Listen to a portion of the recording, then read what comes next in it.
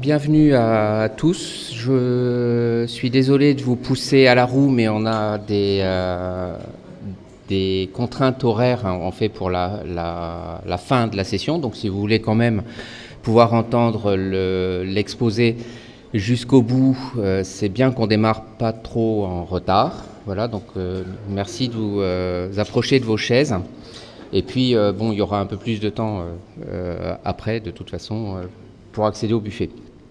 Donc, pour ceux qui n'ont pas suivi la première session, qui a été un grand succès, le soir de cette session, la vidéo a été mise en ligne, si j'ai bien compris. En quelques heures, on a déjà eu 777 visiteurs pour revoir la conférence qui a été faite donc le 15 novembre.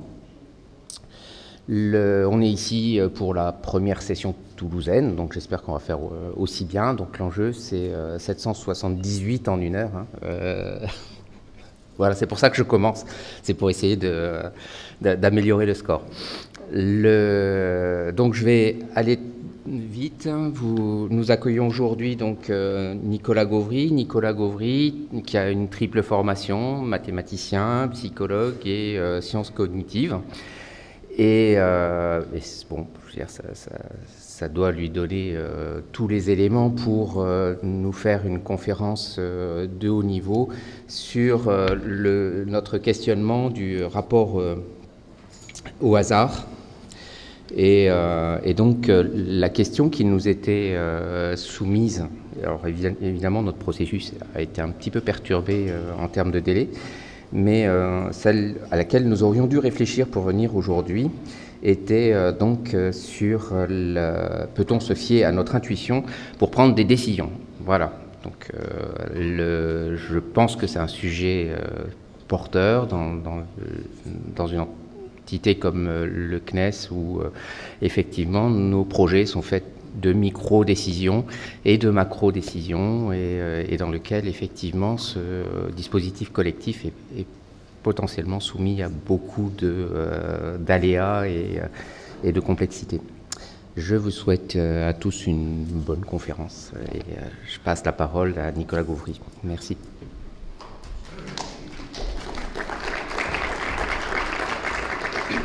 Bonjour.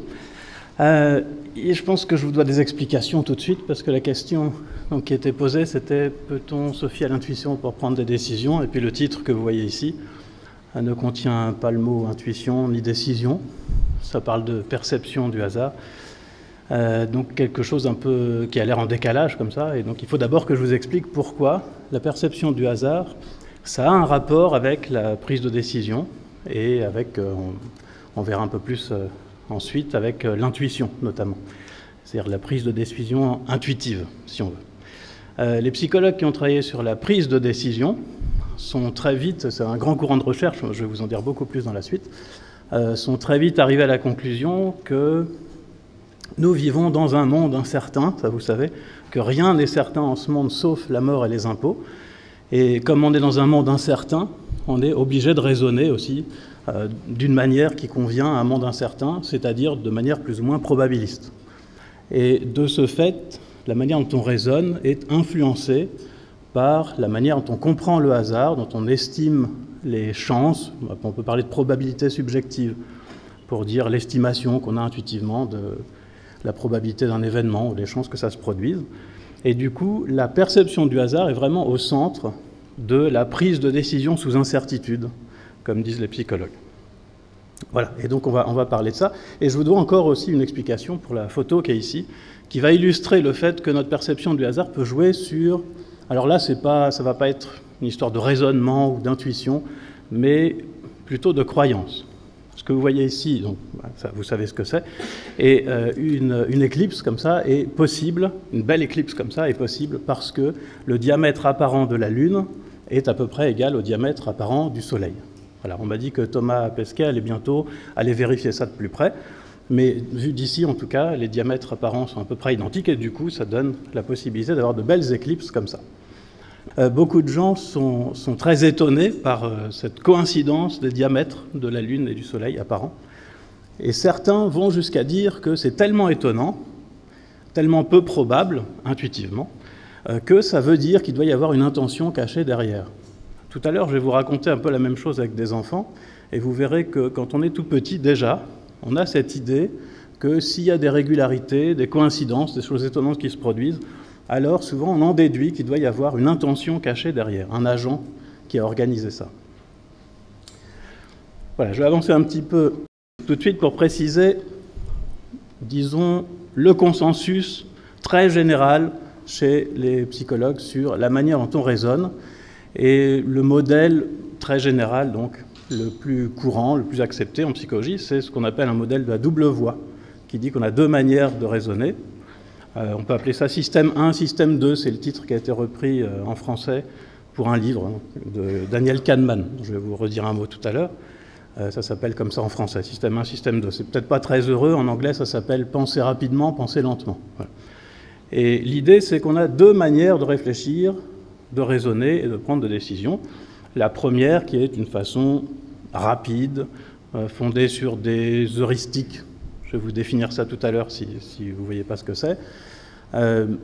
Inconscient, automatique, et en gros, évidemment, ça vous fait penser, et on va faire le raccourci entre les deux, ça vous fait penser à l'intuition. Voilà. Le système 1, c'est l'intuition. Ça a des avantages parce que c'est très rapide, et ça permet, c'est pas coûteux en énergie, on n'a pas besoin de concentration ni de temps. Ça se passe très bien, et c'est ce qu'on utilise par exemple quand on hésite un petit moment entre deux destinations de voyage pour les vacances et puis qu'on choisit, on ne sait pas vraiment pourquoi. Il y a aussi cette histoire-là que les raisons pour lesquelles on prend la décision ne nous sont pas connues.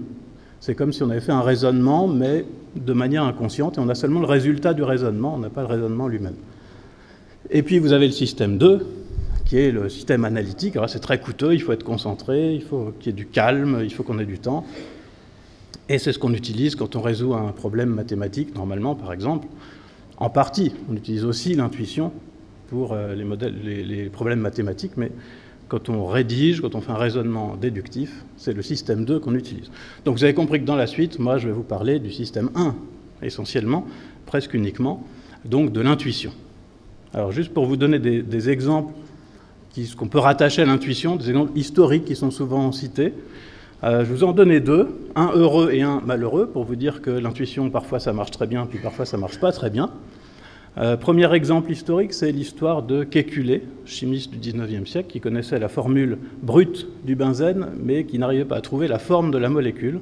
Et on raconte, aucune idée si c'est historiquement vrai ou pas, mais en tout cas c'est une bonne illustration, on raconte donc qu'une nuit, il a rêvé d'un serpent qui se mordait la queue. Donc ça fait un cycle. Et du coup, en se réveillant, ça y est, il avait l'idée, c'est une sorte d'eureka, comme on dit, ça peut être lié donc à une intuition onirique, si on veut. Et du coup, il a trouvé cette forme de molécule grâce à son rêve.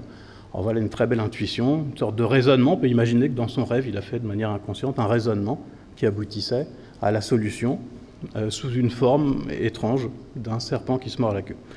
Et puis un autre exemple d'intuition moins heureux, mais amusant avec le recul, c'est celle de Hertz qui, après avoir découvert les ondes radio, s'est dit que ça n'aurait jamais aucune utilité pratique.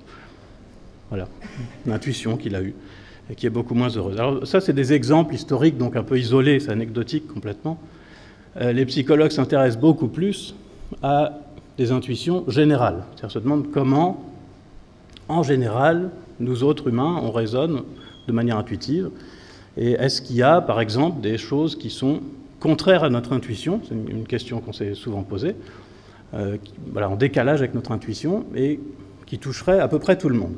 Et une réponse est donnée, et je l'illustre ici avec une expérience menée par Gerald Bronner, peut-être que vous connaissez, qui est sociologue, liée à la théorie de l'évolution. La théorie de l'évolution, c'est quelque chose de très contre-intuitif. Alors c'est assez étonnant parce que c'est tellement contre-intuitif que même quand on a bien étudié la question, qu'on connaît bien le sujet, il reste toujours des intuitions qui sont contraires à la théorie et qui nous poussent à écrire des choses contraires à la théorie. Et d'ailleurs, ça me fait penser à ça, un résultat assez étonnant de la psychologie, c'est qu'on ne se débarrasse pas, quand on a de mauvaises intuitions comme celle dont je vais vous parler tout de suite, on ne s'en débarrasse pas en devenant expert.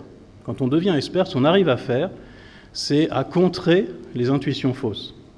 Des études ont été faites, par exemple, sur des physiciens qui savent comment ça se passe, la gravité, par exemple.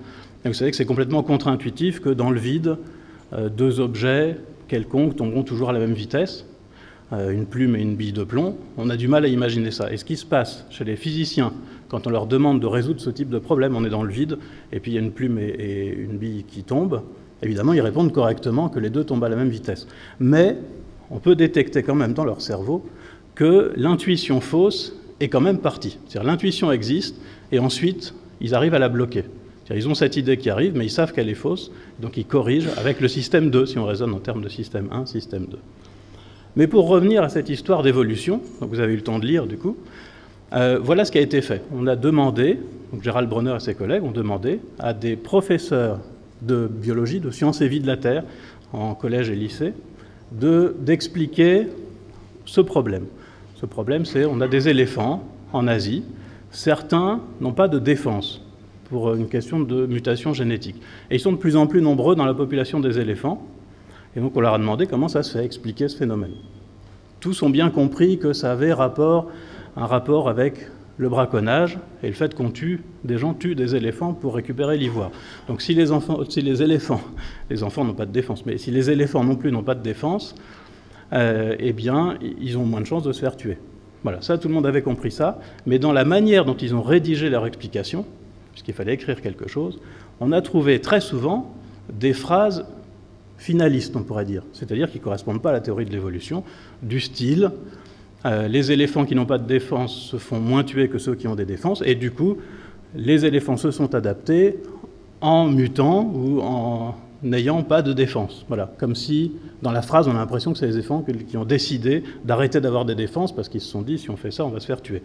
Voilà, et évidemment, ce n'est pas ce que pensent probablement, si on leur demande de préciser, c'est pas ce que vont dire les professeurs, mais c'est comme ça qu'ils l'expriment spontanément.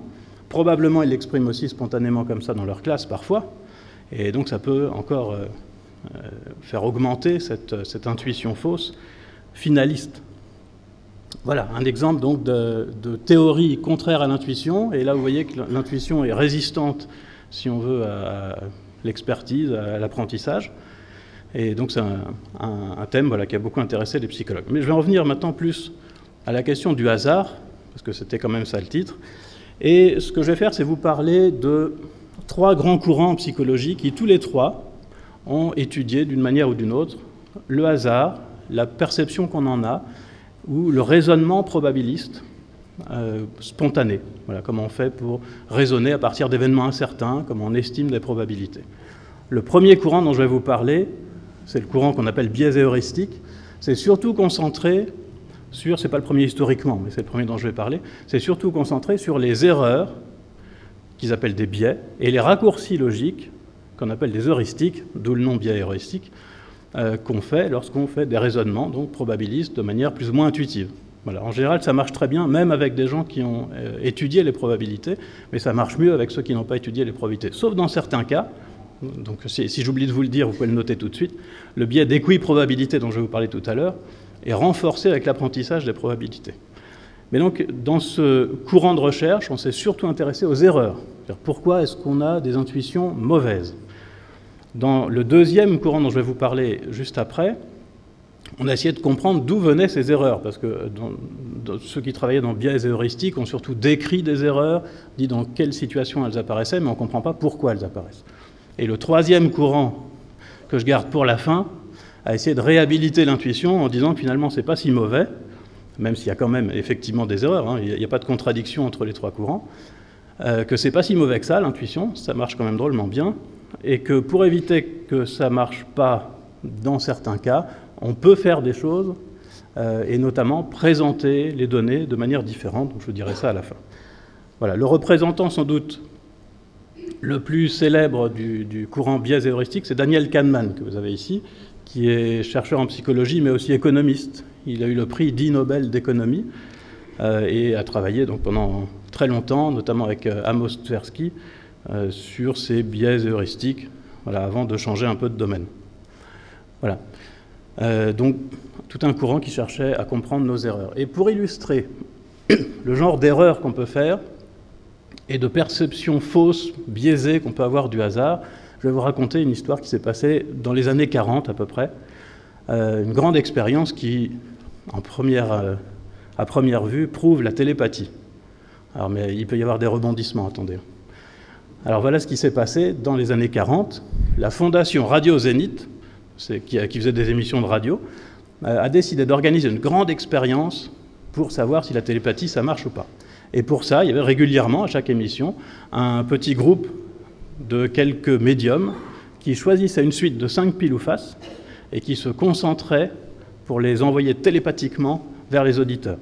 Et les auditeurs étaient invités à écrire sur un bout de papier ce qu'ils avaient reçu par télépathie, et donc devaient l'envoyer à la radio, puis on notait pour voir si c'était bien la même chose.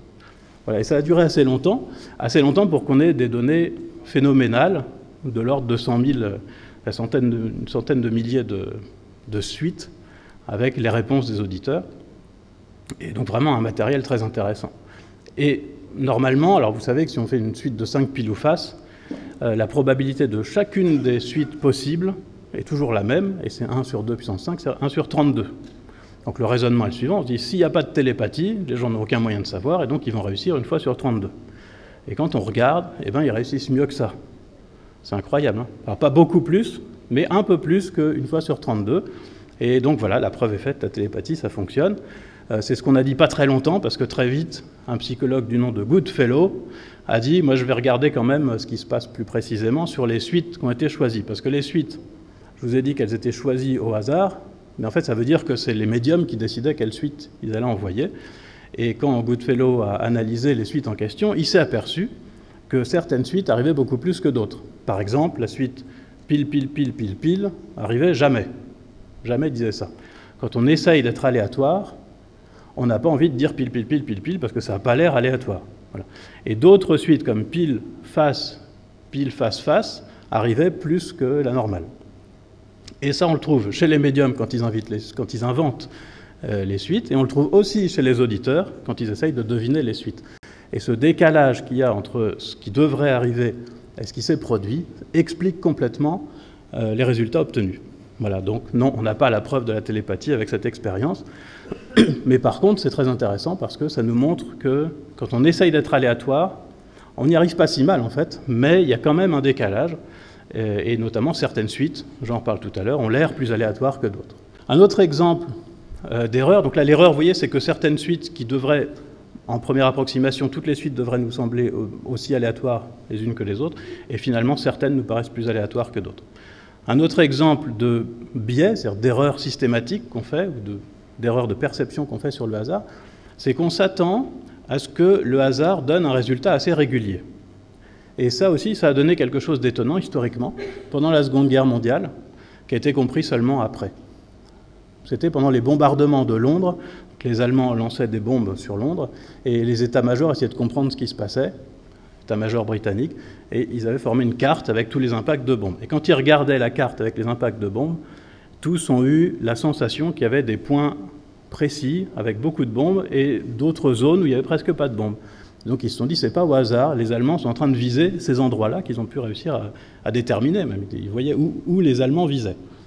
Et comme ça ne correspondait pas du tout à des cibles militaires crédibles, ils se sont dit, les Allemands doivent avoir une fausse carte. Voilà, c'était la conclusion à laquelle ils étaient arrivés. Sauf que quand on analyse les données qu'ils avaient, en réalité, on s'aperçoit que c'est complètement conforme à un tir aléatoire.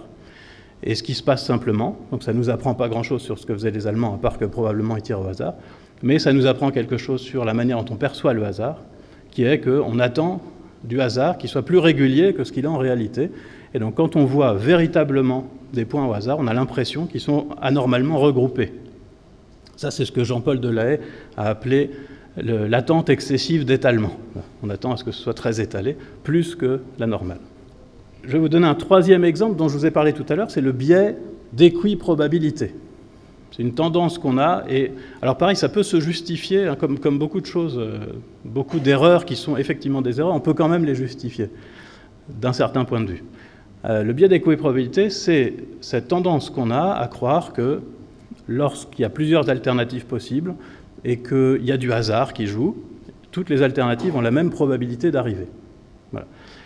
Alors c'est un peu vrai, d'ailleurs c'était dans les premières définitions du hasard, il y avait ça, mais pas complètement, et puis surtout ça dépend des alternatives qu'on choisit. Et ça, on s'aperçoit qu'il y a un problème avec les alternatives qu'on choisit quand on pose ce problème-là que vous voyez en deux versions, de deux manières différentes. C'est en fait exactement le même problème.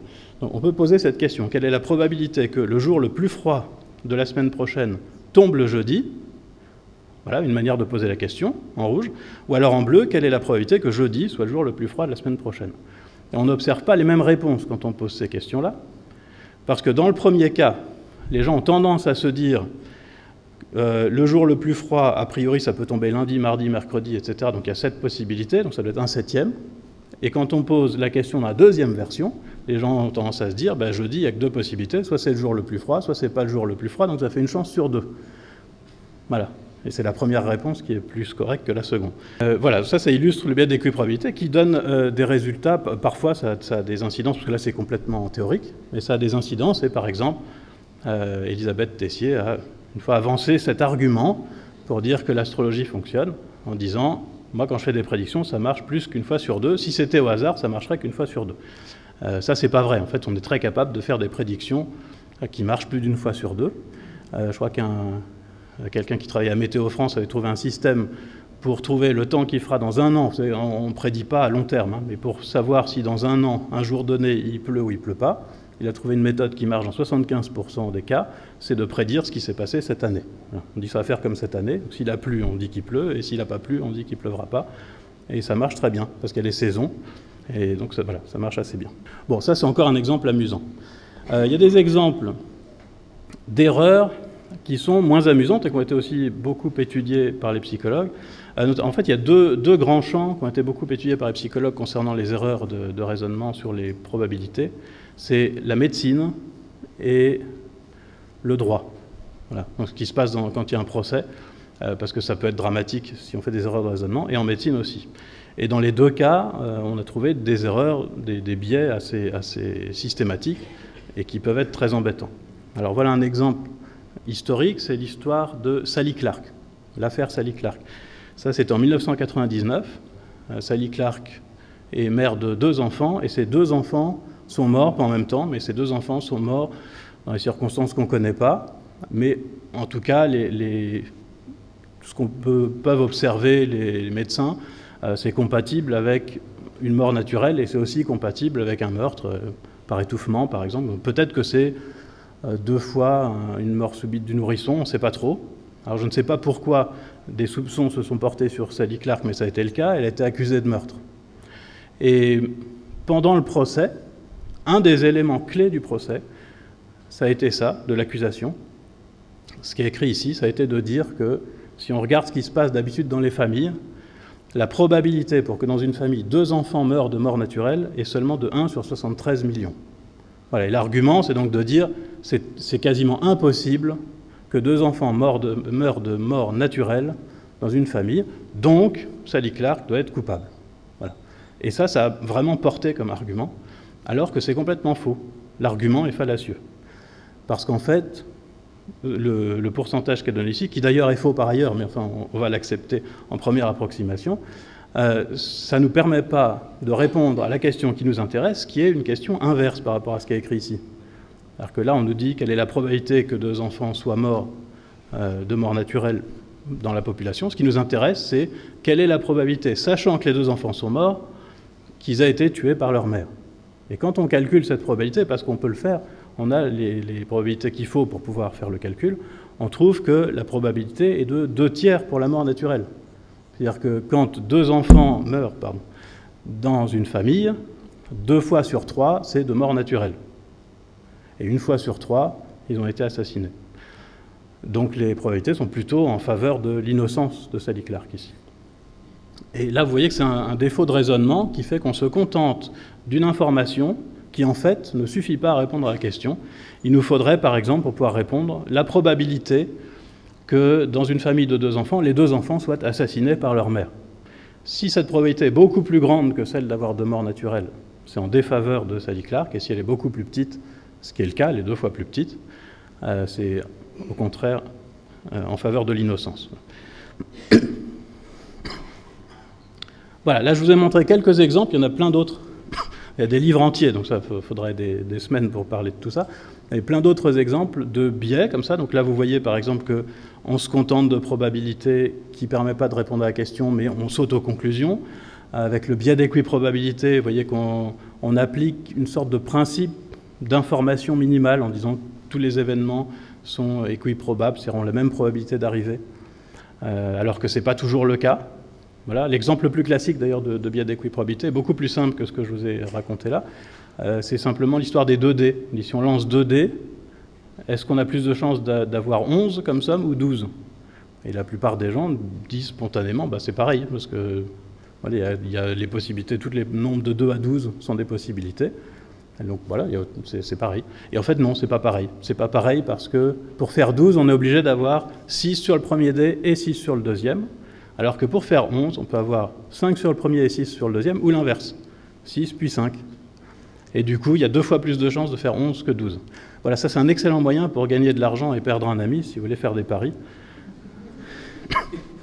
Vous pariez sur le 11, et puis... voilà, donc bref, quelques exemples de biais systématiques, d'erreurs qu'on fait systématiquement, mais ça ne nous dit pas, donc ça a été très bien décrit par le courant biaisé heuristique dont je vous ai parlé, mais ça ne nous dit pas d'où ça vient. Voilà. Alors un début d'explication vient d'un autre courant qu'on appelle le courant bayésien, qui dit en gros ce qu'il y a écrit ici, c'est-à-dire qu'on a un cerveau probabiliste. Je vais préciser un petit peu en vous disant d'abord que peut-être un des représentants les plus connus en ce moment de ce courant, c'est Nick Chater, qui est ici, qui est assez visionnaire. Donc, il y a 20 ans, il disait déjà des choses qu'on est en train de formaliser maintenant. Et voilà, l'idée, c'est ça. L'idée, c'est que, en réalité, notre cerveau est vraiment probabiliste. Donc, alors, ça a l'air d'être en contradiction avec tout ce que je viens de raconter, mais ça ne l'est pas. Je vais vous expliquer pourquoi. Donc, l'idée, c'est, on a un cerveau probabiliste qui fonctionne pas trop mal, c'est-à-dire qui fait des calculs probabilistes, mais, évidemment, avec une capacité de calcul limitée, ce qui est un premier bémol. Et puis, le deuxième problème, c'est qu'on répond souvent correctement à la mauvaise question. C'est-à-dire que quand on nous pose une question, on répond à une autre question. Et pourquoi on fait ça? Parce que c'est contenu dans le mot bayésien, parce qu'on a tendance à chercher les probabilités des causes plutôt que de chercher les probabilités des conséquences. Voilà. Et typiquement, c'est là-dessus que je fais mes recherches, moi, c'est le truc qui m'intéresse le plus, quand on essaye de deviner si une suite est aléatoire ou pas, donc vous vous souvenez de tout à l'heure les suites de pile ou face, par exemple, les gens trouvent que pile, face, c'est plus aléatoire que pile, pile. Voilà. En réalité, c'est pas vrai, c'est pas plus aléatoire d'un certain point de vue. Mais quand on leur pose la question de la manière suivante, on leur demande, est-ce que si je lance 5 fois la pièce, j'ai plus de chances d'avoir que des piles ou d'avoir le premier truc que je vous ai dit? Ils disent que la deuxième, très souvent, que la deuxième est plus probable, ce qui est faux, on est d'accord. Par contre, je vais le préciser tout à l'heure, ce qui n'est pas faux, c'est que si j'ai que des piles, j'ai moins de raisons de penser que ça a été obtenu vraiment avec une pièce, et non pas inventé ou trouvé par calcul ou trouvé avec une fausse pièce qui a pile des 2 côtés. Voilà, par exemple, un élément tout simple, c'est que si j'ai que des piles, je ne peux pas savoir si ma pièce a vraiment en face de l'autre côté. Donc peut-être que ce n'est pas une vraie pièce et qu'en fait, il y a pile des 2 côtés. Donc ce n'est pas absurde, mais simplement, ce n'est pas la question qu'on posait. La question qu'on posait, c'est la probabilité d'obtenir ça, sachant qu'on a vraiment utilisé une pièce, et la réponse qui est donnée, c'est la réponse à la question, si on obtient ça, est-ce que c'est probable que ça a été obtenu avec une vraie pièce? C'est un truc plus compliqué, mais où on s'interroge, vous voyez, sur la probabilité des causes, c'est-à-dire ce qui a produit la série. Alors quand on regarde un peu, je ne vais pas du tout rentrer dans les détails, mais quand on regarde un peu les conséquences de cette idée que notre cerveau est probabiliste et raisonne souvent à l'envers, on s'aperçoit qu'il y a une conséquence très importante qui est qu'on détecte trop les structures. En gros, c'est ça. Dès qu'il y a une régularité, on va la détecter. Donc vous pouvez voir ça avec l'histoire des piles, par exemple. Quand il n'y a que des piles, ça fait une régularité, quelque chose de simple. Voilà, on peut imaginer un algorithme ou un calcul, je ne sais quoi, qui a donné ça. Donc une structure, je vais appeler ça une structure de manière générale. Et dès qu'on repère une structure, on se dit « Ah, ça ne doit pas être le hasard ». Voilà, c'est ce qui se passe avec les piles. Donc en gros, et c'est cette conclusion-là dont je vais parler maintenant, qui est vraiment très importante, c'est on a un détecteur de structure qui est ultra performant. est tellement performant que ça fait beaucoup de faux positifs. Très souvent, des choses qui sont arrivées par hasard nous paraissent incompatibles avec le hasard parce qu'il y a de la structure. Et ça donne naissance, par exemple, à toutes sortes de superstitions, et pas seulement chez les humains. Un exemple historique, peut-être la première fois qu'on a trouvé des superstitions chez des êtres vivants, c'était chez les pigeons. Voilà, c'est Skinner qui a trouvé ça, un des grands noms de la psychologie comportementaliste. Skinner avait pour habitude d'enfermer des pigeons dans des cages, dans des boîtes. Et en fait, il faisait ça tellement souvent que maintenant ça s'appelle des boîtes de Skinner. Lui, il travaillait sur l'apprentissage. Son objectif, c'était pas de comprendre la perception du hasard au départ, c'était d'apprendre des choses à des pigeons. On peut apprendre plein de choses à des pigeons, c'est très simple, on les met dans des boîtes de Skinner, et puis quand ils font ce qui nous intéresse, on leur donne une graine, voilà, qui tombe dans un petit bol. Et par exemple, comme ça, on peut savoir que les pigeons sont capables de compter jusqu'à 3. Voilà. Alors comment on fait? On a par exemple une petite cloche qui sonne, et quand elle sonne 3 fois, le pigeon doit appuyer sur un levier pour que la graine tombe. Par contre, si elle sonne 2 fois ou 4 fois et qu'il appuie, alors ça bloque les graines pendant 1 minute. Et bien les pigeons, au bout d'un moment, comprennent et n'appuient que quand ça sonne 3 fois. Voilà. Et donc on peut étudier plein de choses comme ça chez le pigeon. Et un jour, Skinner et ses collaborateurs se sont dit, mais qu'est-ce qui se passerait si au lieu de faire ce qu'on a l'habitude de faire, c'est-à-dire donner la récompense quand on a observé le comportement qu'on veut développer, on donnait les graines de manière... Alors, ce n'était pas aléatoire, c'était toutes les 20 secondes. Mais en fait, ça marche aussi si c'est aléatoire. Et donc, ils ont fait ça. Ils ont réglé un truc qui met une graine toutes les 20 secondes, au bout d'1 minute, par exemple, et on met un pigeon dedans. Et voilà ce qui se passe, qui est assez étonnant, c'est que le pigeon se met à faire frénétiquement ce qu'il est en train de faire la première fois que la graine est tombée. Donc, vous avez des pigeons, ils sont là dans la boîte, ils ne savent pas trop quoi faire. Donc, il y en a qui tournent, par exemple. Et si il vient de faire un tour complet quand la graine tombe, aussitôt, il relie les deux, et il se dit qu'il faut tourner pour avoir la graine. Et il se met à tourner comme ça en rond. Et 20 secondes, c'est bien calibré, c'est-à-dire c'est pas trop court, c'est pas trop long. Donc il a le temps de tourner plusieurs fois. Normalement, il aurait la preuve que ça marche pas à tous les coups, mais il continue à tourner quand même. Et puis il y en a d'autres qui battent des ailes, qui se mettent à sauter, enfin on peut faire plein de choses marrantes. Et ça, voilà, c'est un exemple de superstition chez le pigeon, c'est ce que disait Skinner, dans le sens où, alors qu'en fait il n'y a pas de lien entre les deux événements, le pigeon en une fois les a reliés, et qu'ensuite ce lien qu'il a fait est résistant à une faible démonstration que ça ne marche pas. Alors il ne faut pas trop se moquer des pigeons, parce que ça marche aussi très bien avec les humains. Alors, on ne les met pas dans des boîtes, on les met devant un ordinateur en leur disant « voilà un jeu, il y a un nombre de points qui est indiqué en haut », et ils ne savent rien du tout sur la règle du jeu, et puis ils ont un clavier, et on leur dit « il faut gagner des points ». Alors ils appuient sur toutes les touches, et ils font exactement comme le pigeon, c'est-à-dire s'ils viennent d'appuyer sur la barre espace quand il y a un point de plus qui apparaît, ils se mettent à appuyer sur la barre espace comme ça. Et comme ça ne marche pas, ils se disent « ah, il faut appuyer d'une certaine manière », ou alors « après, on ne peut plus avoir de points pendant 10 secondes ». Enfin, ils trouvent plein d'explications, mais ils continuent quand même à appuyer sur la barre espace. Voilà, ça marche aussi avec les humains. Et voilà, donc vous voyez qu'on peut avoir des idées fausses comme ça, qui s'expliquent par le fait qu'on repère trop les structures. Ça, c'est relié à cette histoire de détection de structure. Ici, la structure, c'est juste 2 événements sont liés dans le temps, et on en déduit une relation de cause à effet de manière un peu rapide, un peu excessive. Un autre exemple, je vais passer assez vite, n'essayez pas de tout lire, mais vous pouvez trouver facilement, si vous cherchez coïncidence étrange sur Internet, vous allez sûrement tomber sur une page qui vous explique que certains hommes politiques sont reliés, on ne sait pas trop comment, c'est un peu magique, hein, mais sont reliés à certains nombres. Et que pour Ronald Reagan, par exemple, c'est le 7. Et donc quand vous tombez sur cette page, il y a des 7 partout, et on voit que dans la vie de Ronald Reagan, il y a eu beaucoup de 7. Il a sauvé 77 personnes, qui s'écrivent avec 2 7, etc. Voilà, en 7 ans. Bon. Et il y en a plein. Et quand on regarde ça, c'est vrai que c'est étonnant.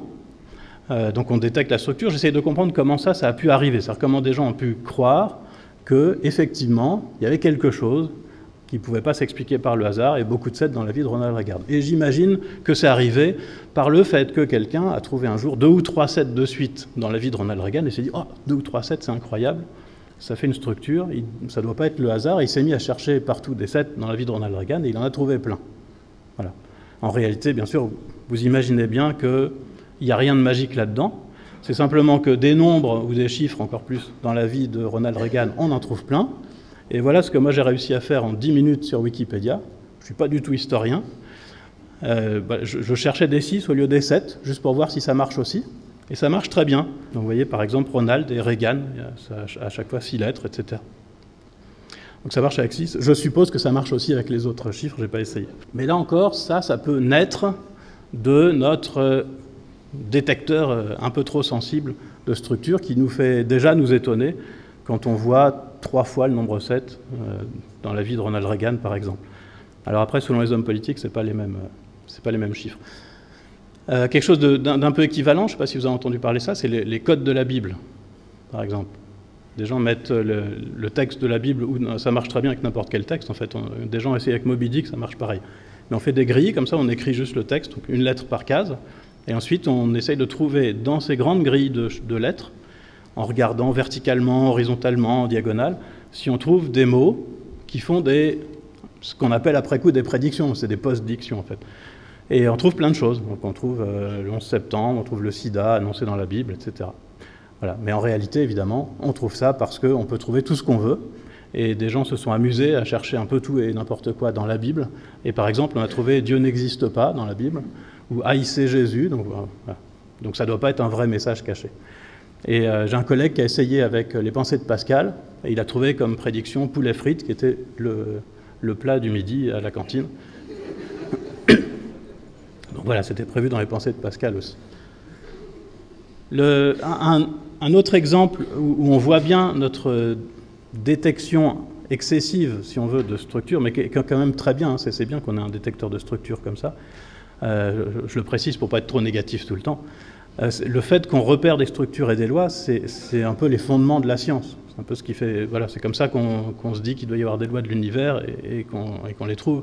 Si chaque matin on se disait bon, pour l'instant le soleil se lève, mais on ne sait pas si ça va durer, et qu'on ne faisait aucune hypothèse, il n'y aurait pas beaucoup de science. Mais il y a un domaine où notre cerveau est particulièrement fait pour détecter les structures, c'est dans le repérage des visages. Alors j'espère que ça va marcher pour vous, mais là, c'est sur Mars, et beaucoup de gens voient un visage ici. Et en fait, dans le cerveau, il y a une partie du cerveau qui s'occupe que des visages. C'est vraiment un truc qui est pré-câblé chez nous, parce qu'on est des animaux sociaux, hein, sans doute. Et voilà, on voit des visages partout. Un ami dessinateur qui me dit que c'est vraiment très très facile pour un dessinateur d'évoquer un visage en 2 traits. C'est vraiment vraiment facile. Donc il y en a partout, ça s'appelle des pareidolies. Vous pouvez en voir, il y en a plein d'amusantes. Il y a des visages sur des toasts grillés, sur des taches au mur, enfin des roses aussi, un peu flétries. Voilà. Donc un détecteur de structure super performant, voilà ce qu'on a. Et je vous ai donné des exemples où c'était embêtant. Voilà un autre exemple, évidemment pas aussi important que la science, mais voilà un autre exemple où c'est utile de détecter les structures. C'est une histoire qui s'est passée en 2008 sur un site de jeux de poker en ligne. Et donc un joueur professionnel, dont vous avez le nom ici, Todd Whitless, a flairé une bonne affaire parce qu'il a vu débarquer sur ce site quelqu'un qui avait vraiment pas l'air de s'y connaître en poker, qui jouait comme un débutant. Et il s'est dit, je vais le plumer, et il a perdu 15 000 $ dans la soirée. Donc il s'est un peu fait avoir. Mais ça l'a beaucoup étonné, parce que la manière dont jouait je regarde parce que j'ai oublié son nom, Grey Cat, c'est ça? La manière dont jouait Grey Cat correspondait vraiment à la façon de jouer d'un novice, quelqu'un qui n'y connaît rien, et il gagnait à tous les coups. C'était quand même vraiment bizarre, mais c'est pas impossible, parce qu'on peut avoir juste de la chance, on peut faire n'importe quoi et puis battre le plus grand champion, a priori.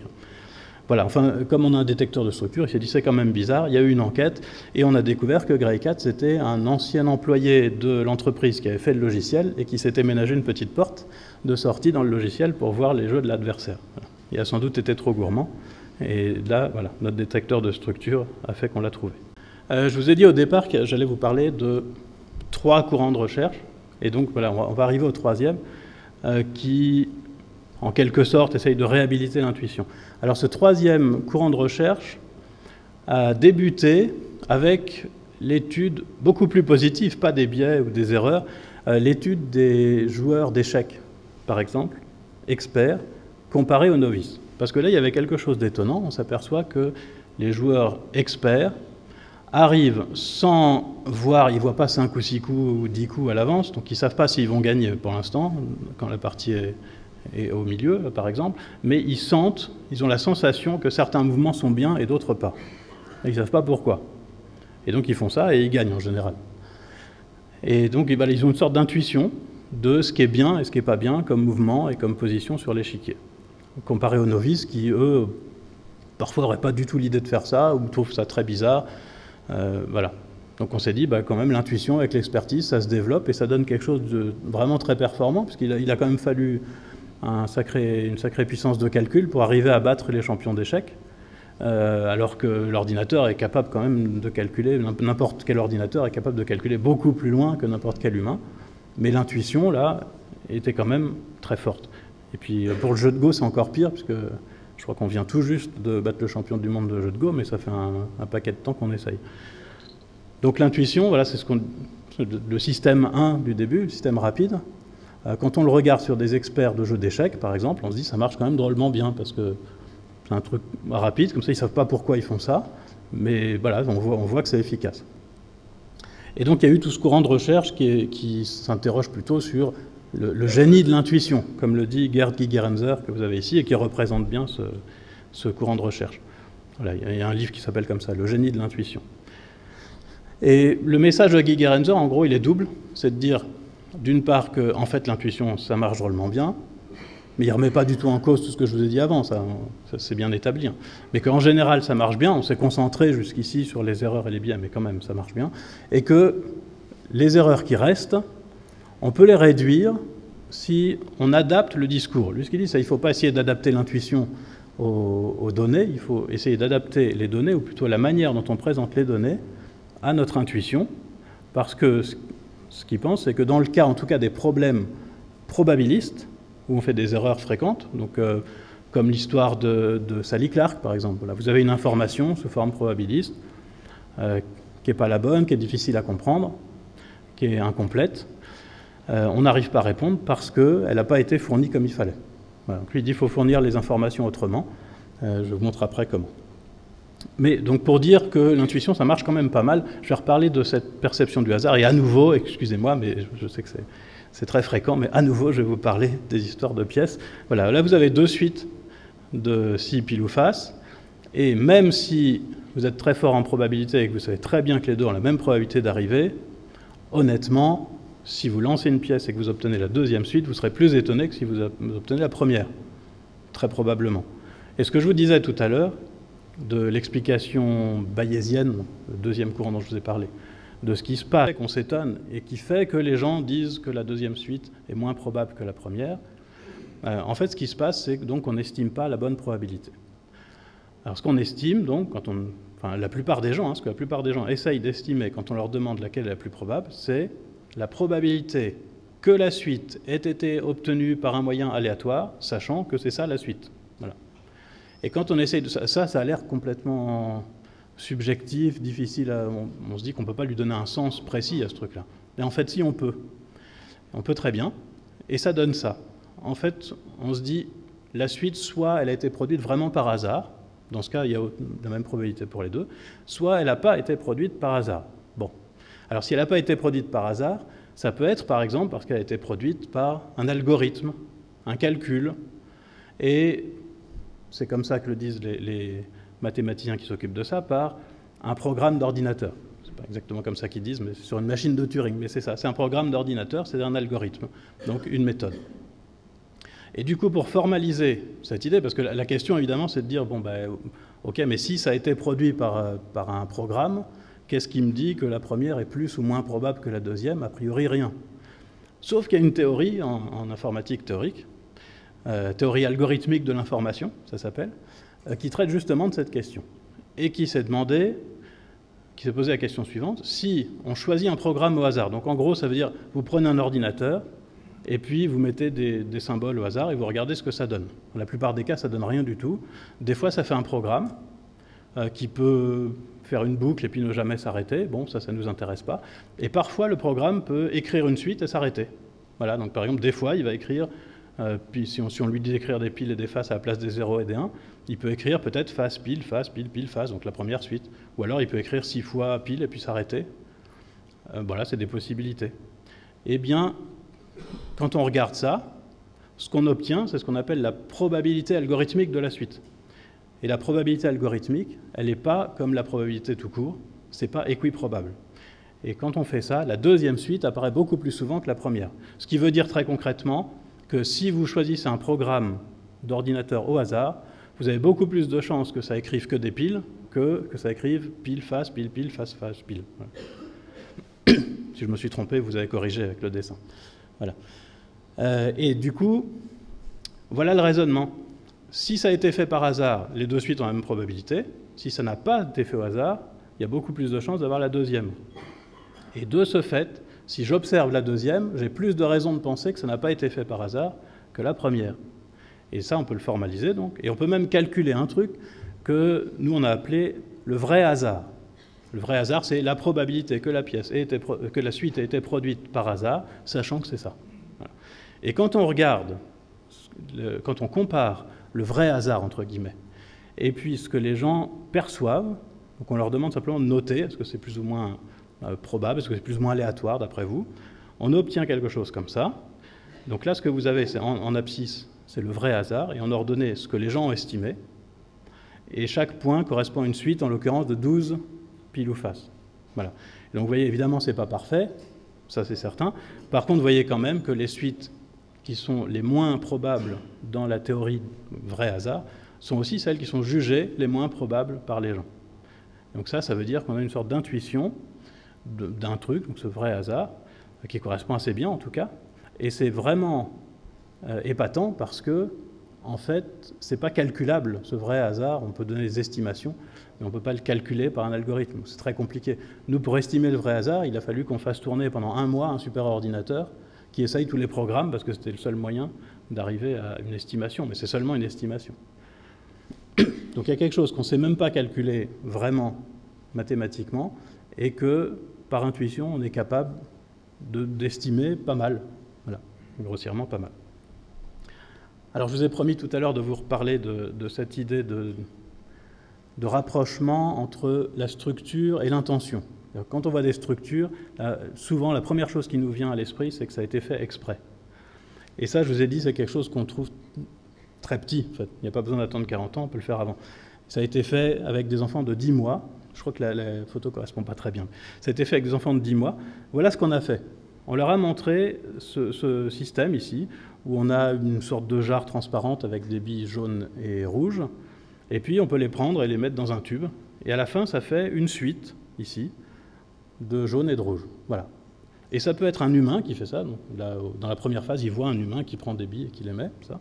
Et ça peut être aussi une machine, un truc mécanique, qui prend les billes et qui les met. Voilà.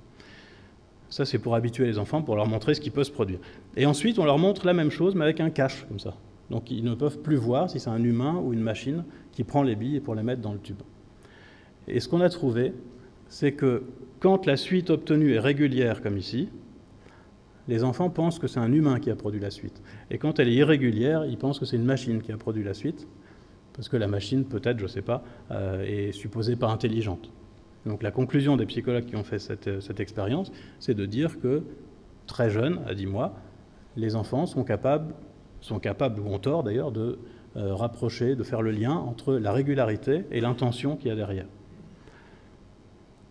Voilà, donc vous voyez que c'est quelque chose d'ancré comme ça en nous. Et qui souvent fonctionne, hein, c'est toujours pareil. C'est le principe des heuristiques, c'est qu'en général ça marche, et puis des fois on les met en défaut. Et alors je vous ai dit tout à l'heure, le deuxième message de Gerd Gigerenzer, très important, c'est que il faut savoir parler à l'intuition et présenter les choses comme il faut. Alors voilà un problème qui a été posé à des étudiants en médecine, par exemple. C'est tout à fait dans les ordres de grandeur réels des tests qu'on a pour d'autres maladies que le psilic rapitis, qui est une maladie particulière parce qu'elle n'existe pas. Mais voilà, c'est une maladie qui touche 1% de la population, si elle existe, et avec un test qui est relativement fiable. Voilà, donc vous avez des chiffres comme ça, que 90% des malades donneront un test positif, 99% des non-malades donneront un test négatif. Et ça, je vous dis, c'est réaliste. Et ça a été fait aussi d'ailleurs avec des vraies maladies et des vrais tests, et on obtient les mêmes résultats, c'est-à-dire que les médecins se plantent complètement. Voilà. Et à une question comme ça, beaucoup disent que si le test est positif et que le test est fiable à 90%, bah, il y a 90% de chances que la personne soit malade, ce qui n'est pas du tout le cas. Voilà, là, c'est pas évident, parce que pour le trouver, ça dépend si vous êtes fort ou pas, mais à quel point vous êtes fort. Pour le trouver, souvent, on a besoin d'un papier et d'un crayon. À partir de ça. Par contre, si on présente les mêmes données autrement, alors on pourra discuter sur le fait qu'il y a un peu plus de données, mais si on les présente comme ça, d'une manière que Gerd Gigerenzer appelle des fréquences naturelles. C'est-à-dire, au lieu de mettre des pourcentages et des fractions, on met juste des nombres. Et là, en fait, c'est des approximations, mais en prenant plus de personnes au départ, on pourrait faire quelque chose d'exact. On raisonne comme ça, on dit sur 100 personnes, on a dit que le pourcentage de malades, c'était 1%, donc ça fait 1 malade, 99 pas malades. Ensuite, on a dit le test marche dans 90% des cas. Donc en approximation, on va dire que ça marche à tous les coups. Donc le malade donne un test positif. On a dit pour les non-malades, ça rate une fois sur 100. Donc à peu près, ici, ça ferait un test positif et puis le reste négatif. Et bien quand on présente les données comme ça et qu'on demande si quelqu'un a un test positif, quelle est la probabilité qu'il soit malade, tout le monde voit qu'il y a eu 2 tests positifs, un qui correspond à quelqu'un de malade, un qui correspond à quelqu'un de pas malade, et que la probabilité, c'est 1,5.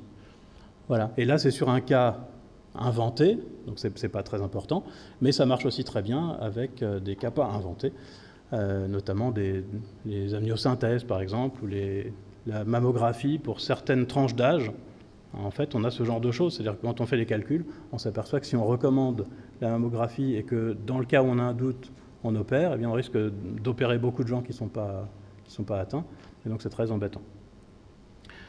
Voilà, je vais m'arrêter là, je vous dis juste un dernier petit truc, un article de Kahneman qui vient de sortir, et sur lequel qui est sorti il y a quelques temps, et sur lequel je suis tombé récemment, qui fait le point sur dans quelle situation est-ce qu'on peut se fier à l'intuition.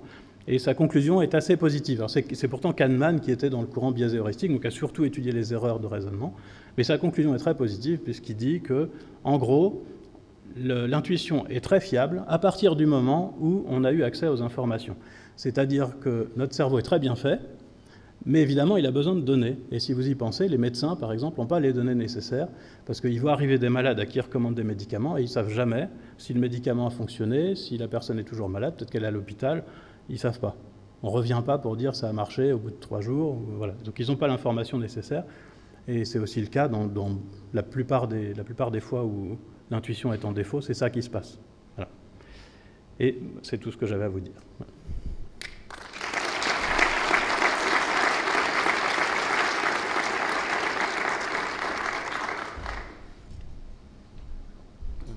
Bien, merci. On a un quart d'heure de débat et questions-réponses et des micros pour faire circuler.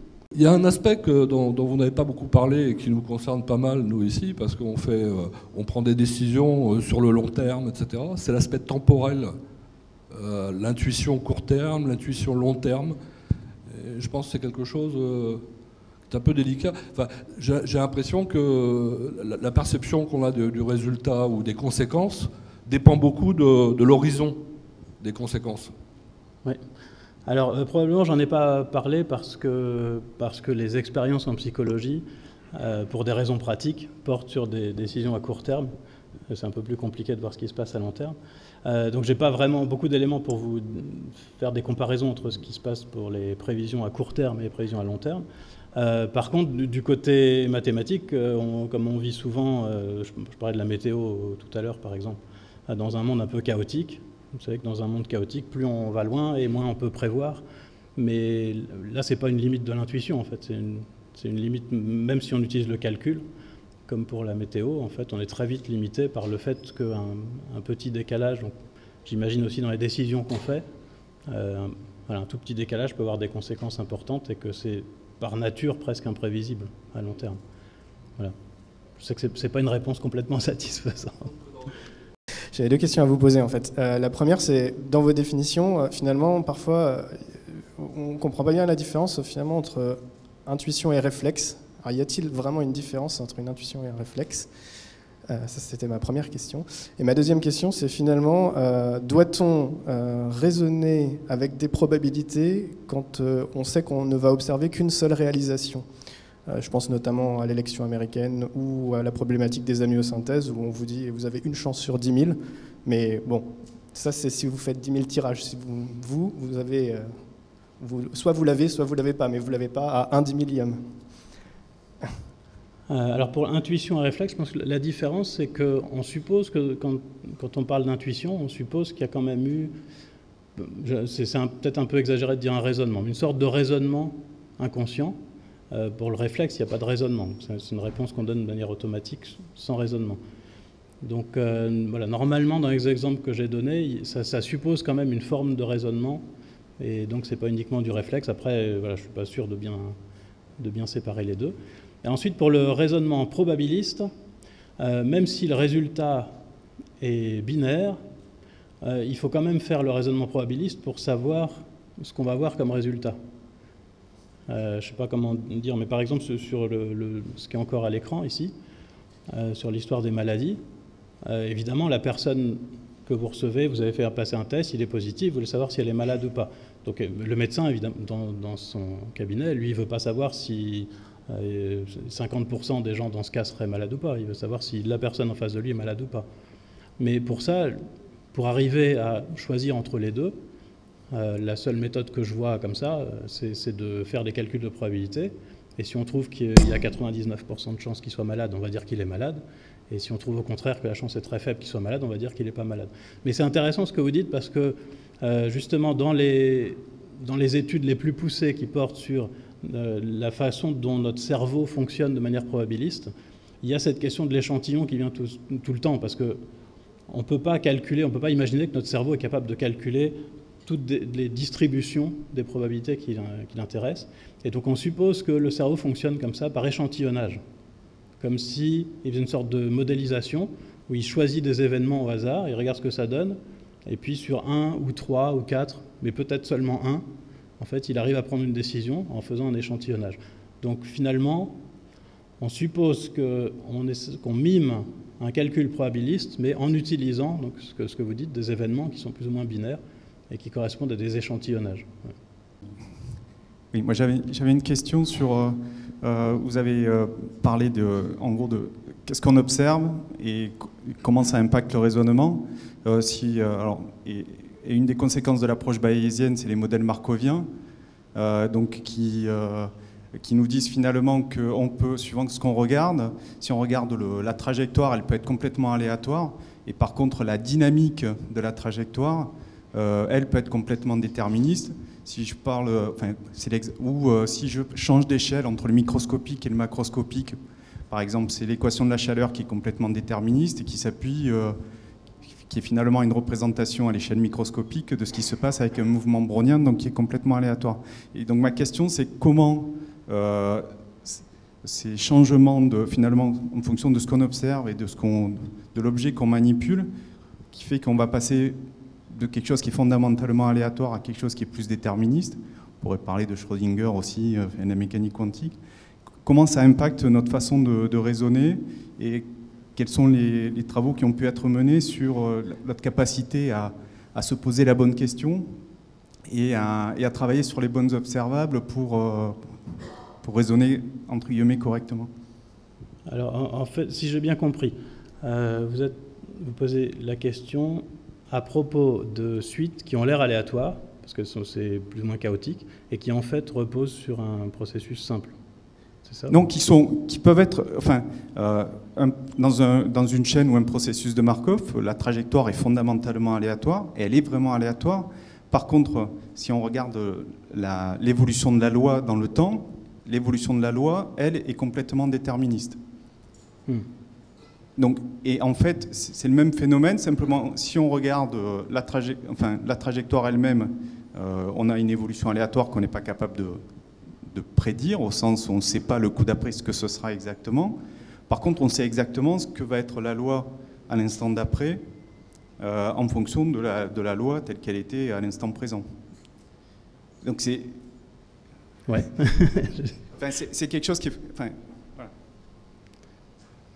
Comment ça, et finalement, suivant ce qu'on regarde, on a un phénomène qui est aléatoire ou un phénomène qui est déterministe pour regarder le même phénomène, suivant les grandeurs qu'on regarde, l'échelle ou la nature de l'objet qu'on regarde.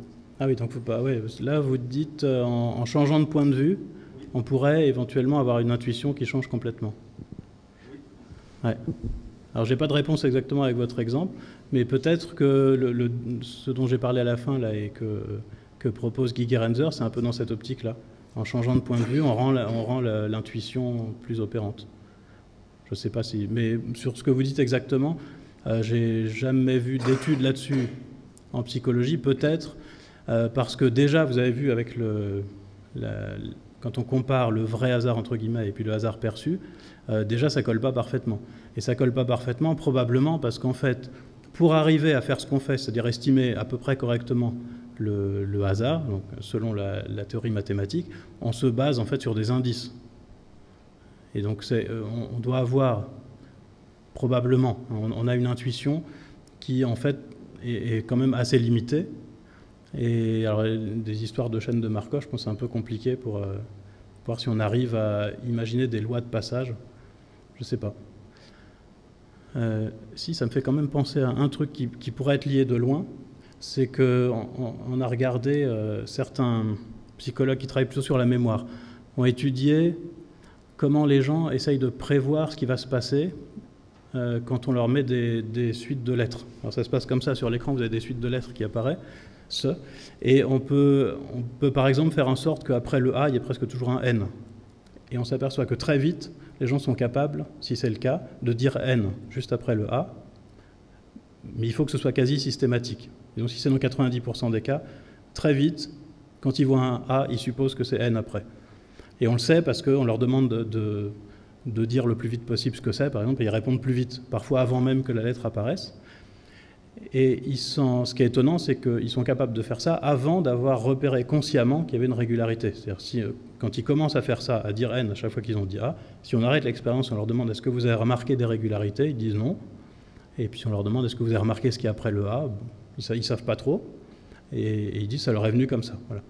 Et il suffit de 1, 2, 3 exemples de A suivi par un N pour que ça marche.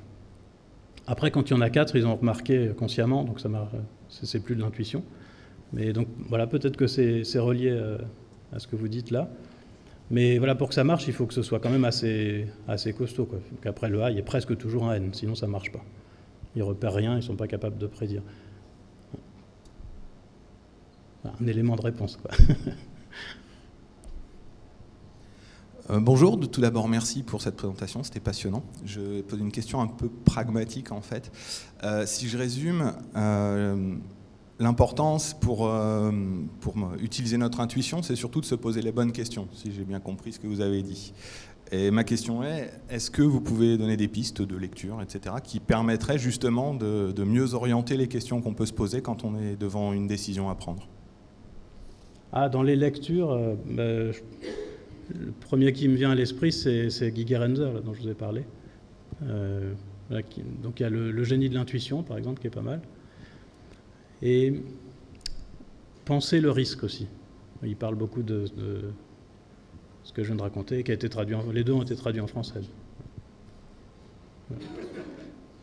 Sinon, il y a aussi Piatelli Palmarini, c'est un chercheur d'origine italienne, mais qui est aux États-Unis, et qui a beaucoup travaillé aussi sur les erreurs de raisonnement. Lui, c'est plus en lien avec le marketing, psychologie du consommateur. Mais voilà, il y a des livres sur la persuasion, sur les... Je ne sais plus exactement les titres, mais il y a quelque chose du genre « Comment ne plus se tromper », quoi, voilà. Aussi qui peut être intéressant. Pour la prise de décision, évidemment, l'aspect collectif est très important. Moi, là, je me suis vraiment concentré sur la perception du hasard, qui peut être aussi influencée par des éléments extérieurs. Mais qui est plus individuel que collectif. Sinon, oui, il y a des recherches en psychologie, donc je n'ai pas du tout parlé, et ce n'est pas tout à fait mon domaine, sur les influences qu'il peut y avoir, et notamment dans le cadre de la prise de décision.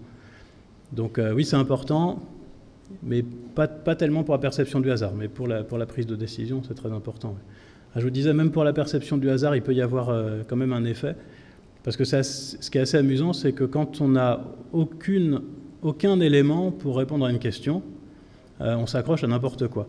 Et par exemple, dans une expérience, on demandait à des étudiants américains combien il y avait de pays en Afrique. Ils n'ont pas la moindre idée, d'ailleurs moi non plus, de combien de pays il y a. Et selon le cas, on leur disait, avant de faire ça, avant de répondre à la question, vous allez regarder juste un extrait de jeu télévisé. Donc c'était un truc roue de la fortune, où quelqu'un fait tourner une roue et puis ça tombe sur un numéro. Et donc pour certains, ça tombait par exemple sur 10, et pour d'autres, ça tombait sur 150. Ça n'a rien à voir avec le nombre de pays en Afrique. Mais quand ça tombe sur 10, les gens donnent des estimations beaucoup plus basses que si ça tombe sur 150. Ce qu'on appelle l'effet d'ancrage. Comme ils n'ont aucune idée, ils partent de ce qu'ils ont vu, comme ça. Et donc je suppose qu'il peut se passer la même chose aussi avec des estimations de probabilité. Ça, c'est pour donner un élément pas collectif. Là, c'est pas une histoire de collectif, mais d'événements extérieurs qui peuvent influencer. Donc, par exemple, la culture d'entreprise, ça peut peut-être influencer aussi. Oui, j'ai 2 questions, si vous permettez. La première, c'est est-ce que vous avez constaté une différence de perception du hasard selon la population concernée? Et en particulier, nous sommes plutôt des scientifiques, donc est-ce qu'il y a des différences notables entre les populations qui peuvent être, je dirais, amenées à justement dans cette démarche-là? Ça, c'est la première question. Et la deuxième question, est-ce qu'il existe des études dans le domaine du spatial vis-à-vis de la perception du hasard? Eh bien oui, évidemment, j'aurais bien aimé. Je n'en ai pas vu des études. Je réponds d'abord à votre deuxième question. Je n'ai pas vu d'études dans le domaine spatial. Je n'ai pas vu passer. Je peux peut-être répondre. Oui, il y a un livre de Christian Morel qui s'appelle « Les décisions absurdes ». Et l'un des exemples, c'est le cas qui mène à l'explosion du shuttle. Et l'une des explications, c'est la mauvaise perception probabiliste de la température en Floride. C'est-à-dire, il a fait froid hier, il ne fera donc pas froid demain, parce qu'effectivement, la probabilité d'avoir du gel en Floride est extrêmement faible. Et donc, effectivement, il a fait froid le lendemain. Bon, merci de compléter comme ça. Très bien. Et l'autre question, c'est les différences sur les populations. Oui, on observe des différences.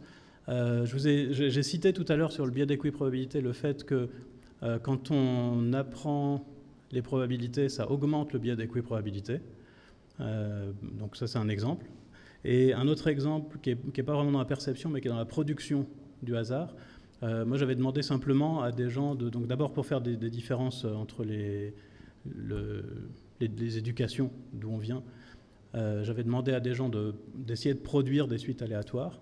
Et ça marchait beaucoup mieux avec les gens qui étaient inscrits en arts et en lettres qu'avec les gens qui étaient inscrits en maths ou en physique. Et l'explication, c'est que probablement en maths et en physique, ils disent de toute manière, toutes les réponses sont aussi bonnes les unes que les autres, donc on dit la plus facile. Voilà, j'obtenais plus, par exemple, de suites du genre pile, pile, pile, pile, pile, chez les matheux que chez les artistes, qui eux étaient un petit peu biaisés dans l'autre sens, mais moins. Voilà. Et puis, il y a aussi des différences sur la production aléatoire, dans certains cas, entre les cultures. Et ça, on s'en est aperçu parce qu'une très très vieille expérience consistait juste à demander aux gens de donner un chiffre au hasard. Et au lieu d'avoir autant de chaque chiffre, on s'est aperçu qu'il y avait beaucoup plus de 7. Que ce soit aux États-Unis, en Angleterre, en France, on a plus de 7. Et puis alors, il y a eu des théories super compliquées à base de mathématiques, de propriétés des nombres pour expliquer pourquoi le 7, jusqu'à ce que quelqu'un ait l'idée de faire la même expérience au Nigeria et de trouver que c'était le 4, et puis, et en Chine, c'était le 3, ou je ne sais pas. Hein. Et en fait, il y a des pays où dans chaque pays, il y a un nombre comme ça qui revient plus souvent que les autres.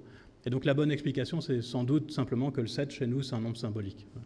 Et du coup, ça influence la production. Alors, j'ai pas en tête d'expérience qui traite de la perception du hasard quand il y a des 7, à part pour Ronald Reagan, c'est pas une expérience. Mais en général, ça va de pair, donc ça influence sûrement. Alors, moi j'ai une question. Pour moi, l'intuition, c'était plutôt une réaction spontanée, immédiate, une espèce de ressenti qu'on pouvait avoir sans forcément avoir des données. Vous nous dites que c'est important, plus il y a de données, d'expertise, plus l'intuition peut se développer. Donc ma question c'est, si on a ressenti une intuition sans avoir les données, est-ce qu'on peut quand même s'y fier ? Alors, oui, ma conclusion, c'était juste, évidemment, l'intuition, ça marche aussi sans données, mais c'était juste que plus on a eu de données, plus on a eu accès à des données, plus l'intuition est fiable.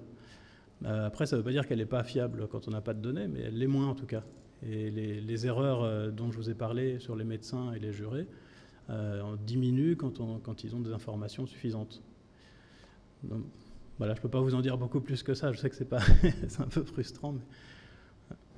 Donc on va passer à la dernière question. C'est toujours frustrant parce qu'on accélère normalement. Mais... Oui, bonjour, merci pour cette conférence.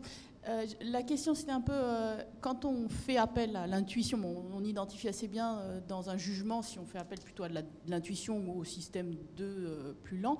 Est-ce que ça nous donne une facilité à rectifier ce jugement a posteriori quand il y a de nouvelles informations ou pas ? Est-ce qu'il y a une différence dans le fait d'avoir perçu qu'on utilisait notre intuition de se dire il y a une nouvelle information qui arrive, le cas du jugement, des informations complémentaires nous font plus facilement rectifier notre jugement ou pas. Alors, je ne suis pas sûr d'avoir vraiment bien compris votre question, mais donc je vais donner une réponse, vous me direz si ça répond à votre question. En fait, le système idéal, ça semble être, par exemple pour résoudre un problème mathématique, c'est souvent comme ça qu'on fait, de laisser l'intuition faire une partie du travail et de corriger ensuite. Donc c'est peut-être de ça que vous voulez parler. Et ce que je vous disais, c'est qu'au début, c'est qu'on a pu montrer, par exemple sur des physiciens, que c'est ce qui se passait, si on veut, quand on leur pose des problèmes qui contredisent l'intuition. C'est qu'ils ont quand même l'intuition, donc elle ne bouge pas tellement. Ça peut évoluer l'intuition, mais celle-là, elle ne bouge pas tellement. Et on la corrige derrière. Donc ce qui est important, disons pour un raisonnement sain à base d'intuition, ce qui est important, c'est d'être capable d'inhiber une réponse intuitive. Inhiber, ça veut dire être capable de s'apercevoir que la réponse n'est pas certaine. Donc il faut la vérifier, disons, avec le système 2, pour dire comme ça. Et donc de superviser, être capable de superviser consciemment, si on veut, son intuition, ce qui fait référence en psychologie à ce qu'on appelle la métacognition, c'est-à-dire être capable de savoir à quel point ce qu'on pense est fiable ou pas. Voilà, c'est ça qui est important. Il y a des différences individuelles on mesure ça en psychologie, il y a des différences individuelles dans la tendance des gens à suivre leur intuition. Plus ou moins, il y en a qui suivent beaucoup et d'autres très peu. Et quand on est du côté des gens qui suivent énormément leur intuition, en général, ça donne des schizophrènes. Parce que quand on est vraiment trop... Mais en même temps, alors ça fait ça quand c'est extrême, mais en même temps, c'est lié aussi à la créativité. Voilà, donc il y a des aspects positifs et puis des risques en même temps. Voilà, donc l'idéal, c'est sans doute ça, c'est d'être capable de laisser parler son intuition et de superviser ensuite de manière consciente. Mais je crois que les questions sont terminées. Oui, bien, merci. Et bon, il reste du temps pour discuter de toute façon. Et donc, je vous propose de passer à la synthèse. Merci à vous ici pour votre présence et votre participation, pour vos questions fort intéressantes. Je remercie Nicolas pour son intervention et la richesse de ce qu'il a dit. Avant de procéder à une synthèse, j'ajoute juste une couche d'information. Vous avez certainement noté que tout ce que Nicolas Gauvry vous a dit, c'était avec une sous-couche d'esprit critique. Je pense qu'on peut mêler l'esprit critique et dire que c'est une arme ou un outil qui est très intéressant pour analyser en général, y compris dans le cadre de la perception du hasard. Nicolas Gauvry a mis en place une plateforme que je vous invite à découvrir qui s'appelle Esprit Critique et qui rassemble des expertises, diverses expertises dans le domaine.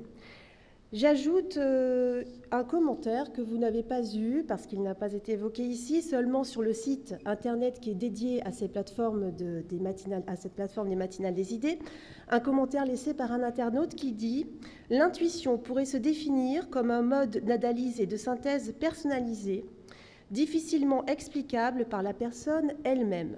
L'intuition se fonde sur l'aptitude à raisonner rapidement, à improviser à partir des expériences et des données dont on dispose.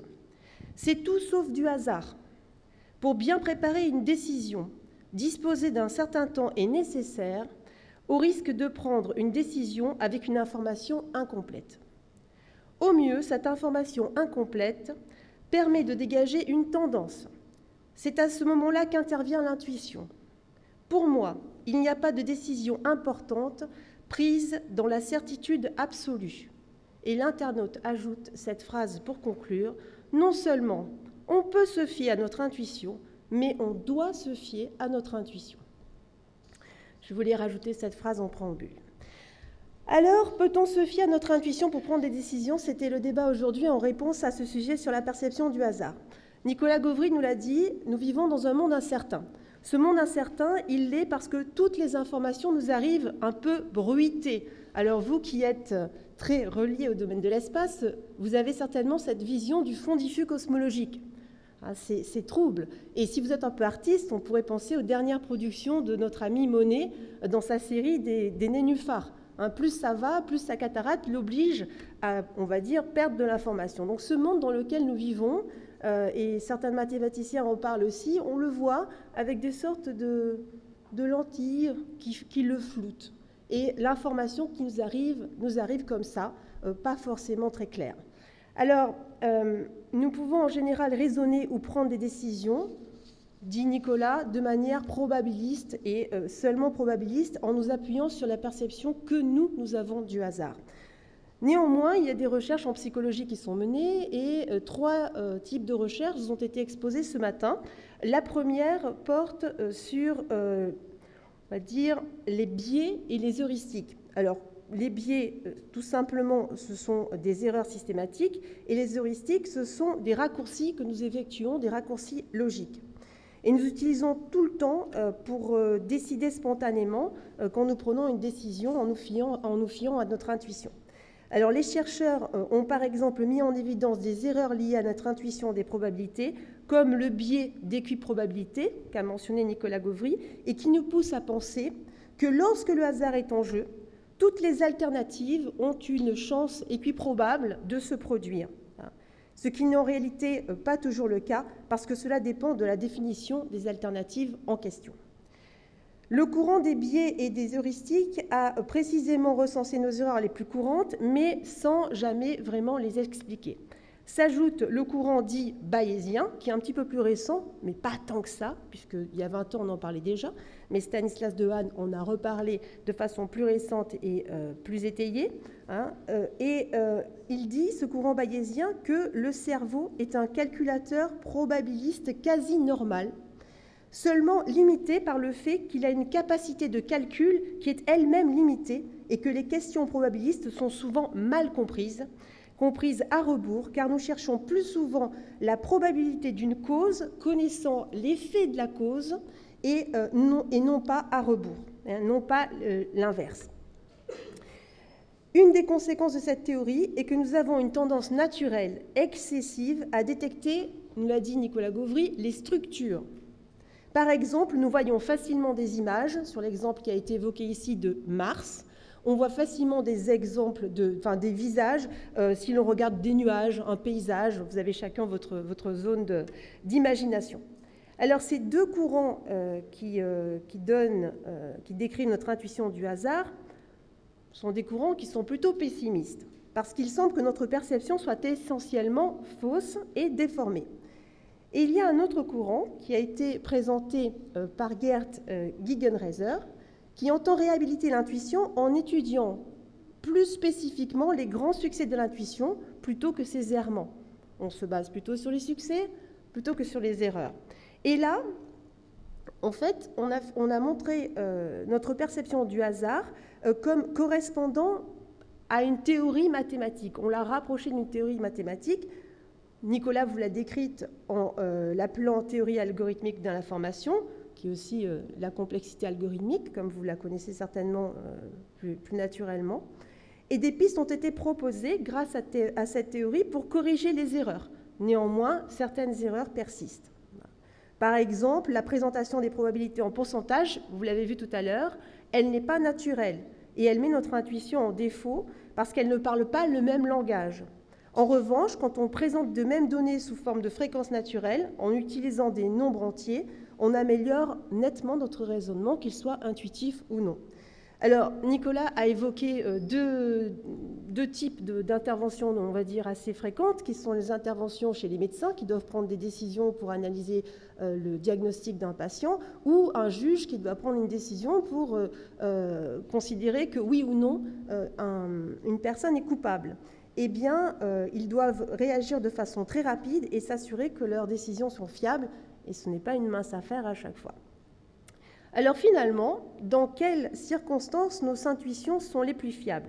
Eh bien, si je veux résumer ce que Nicolas a dit, notre cerveau est un outil très performant qui nous donne accès à des informations relativement fiables dès lors qu'il est possible que ce cerveau ait accès à suffisamment d'informations, suffisamment d'observations, suffisamment de données.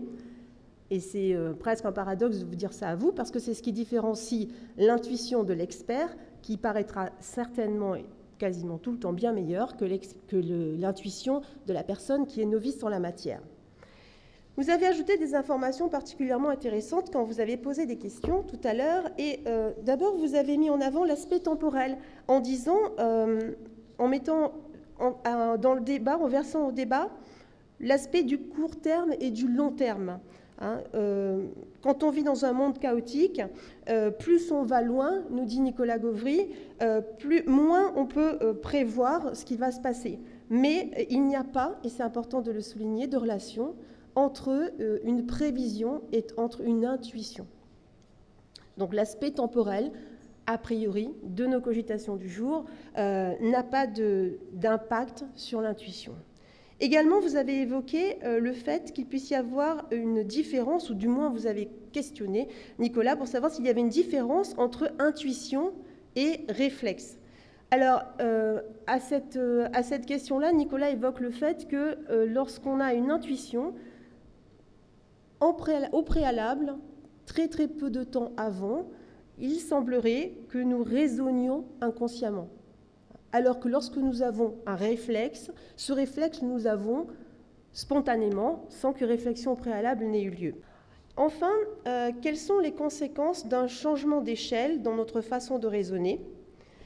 Là, on a un exemple qui est arrivé, qui est celui de la mémoire, qui dit que quand on observe, quand on donne une suite de lettres, par exemple, avant même d'avoir observé une irrégularité, on est capable de donner la lettre qui va arriver. Donc c'est peut-être l'importance d'être capable inconsciemment d'avoir cette intuition avant même de la verbaliser. Une autre question que vous avez posée, intéressante, comment mieux orienter les questions pour qu'on puisse poser les bonnes questions et prendre de bonnes décisions. Et ça, je crois que ça reste encore un petit peu un mystère, mais c'est quelque chose... c'est une bonne question, et je crois que c'était une bonne intuition de se la poser. Enfin, quand on n'a aucun élément de réponse, Nicolas Gauvry nous dit qu'on s'accroche à n'importe quoi.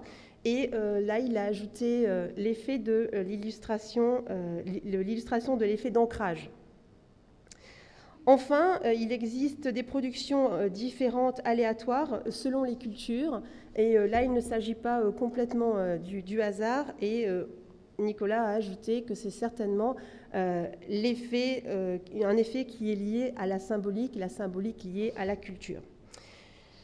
Donc voilà pour tout de suite. J'ajoute une ligne de plus qui correspond à la dernière intervention que j'ai trouvée très intéressante. Quand on a une intuition, mais qu'on n'a pas forcément tous les éléments pour vérifier cette intuition, eh bien on fait appel à la métacognition, une sorte d'ange gardien, de regard sur notre intuition, prendre un petit peu de recul, si on n'a pas toutes les données nécessaires pour prendre une décision, faire appel à la métacognition. À cause de l'actualité du jour, et certains d'entre vous sont partis certainement pour cette raison-là, d'après ce que j'ai compris, je fais une seconde conclusion dans la conclusion. Je dis bon décollage à Ariane 5, puisque j'ai bien cru comprendre qu'il y allait avoir très bientôt la mise en orbite de 4 nouveaux satellites Galileo. Et également, je crois qu'ici, on ne peut tous que souhaiter très bon vol à Thomas Pesquet, à Oleg et à Peggy, qui décollent ce soir de Baïkonour pour rejoindre la Station spatiale internationale. Je crois que c'est un succès auquel se prépare depuis longue date le CNES et toutes les équipes. Donc on ne peut que les encourager, qu'ils se fient à leur intuition, même si toutes ces opérations sont très précisément organisées et minutées. On leur souhaite un très bon vol. Je vous donne rendez-vous ici même, lundi prochain, à 8h30. Nous allons accueillir Jean-Paul Delahaye pour parler de stratégie pour la coopération. Et le débat qui suivra portera sur comment réussir une nouvelle collaboration, tout simplement. Voilà, je vous remercie pour votre écoute, pour votre participation. À très bientôt. Merci.